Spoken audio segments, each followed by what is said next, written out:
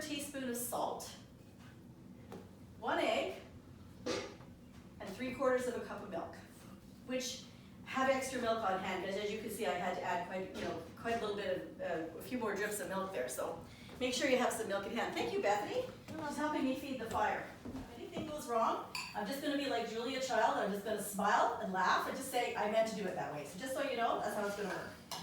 And actually, goes back, oh gosh, I'm sure Hannah Glass, 1700s, they had this recipe, and people have this weird perception that food in the old days was not good or was stodgy or didn't taste nice.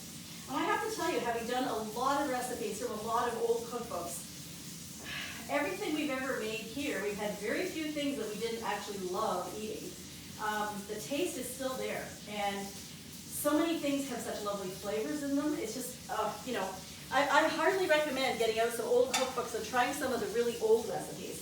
Sometimes you get a much better result than some of the modern ones. When you're talking about somebody really old, like Eliza Acton or Maria Rundell, or any of those really old cookbooks, The Cook Not Mad, any of those cookbooks, for a cook that's used to getting a lot of directions, really all they give you is a list of ingredients. If you get to Mrs. Beaton's stage, Mrs. Beaton's all about cookery, she does give you step-by-step directions. But the really old cookbooks don't give you any directions at all. They assume you already know how to cook. So if you're a brand new cook, you might not want to start with one of the really old ones. But you can't really go wrong with Isabella Beeton, that's Beeton. And her book of domestic cookery, or she's got another one called All About Cookery. Her cookbooks are great because they actually do give you a lot of direction.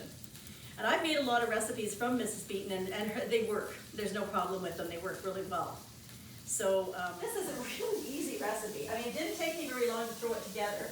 And really, the only reason it's taken a bit longer for me to fry than it would take you on your stove is I had to keep throwing firewood in, which you won't have to do. So, well, unless you do this on your wood stove at the cottage. But anyway, let's see, you could do this at the wood stove at the cottage if you wanted to. How fun would that be? Actually, you could do it camping too over a campfire if you had a nice cast iron frying pan. And think about that on a beautiful day up at the lake, and people are thinking, what is she making for breakfast? She's making fruit fritters, yay! So that would be, today we made fruit fritters. And we're gonna see you next time, I hope, at Rhubarb Relish, which is on July the 28th. See you then.